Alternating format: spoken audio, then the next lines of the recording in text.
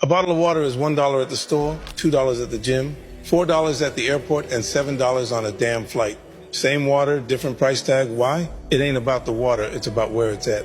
See, when you feel like people ain't seeing your value, it ain't because you ain't worth much. It's because you in the wrong spot. Maybe you ain't around the right crowd. Maybe you stuck in a place that ain't built to recognize what you bring.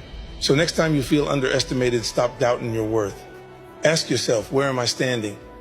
Because if a damn bottle of water can be worth $7 just by switching its location, imagine what happens when you put yourself in the right place. Stop settling. Find where your value matches your ambition.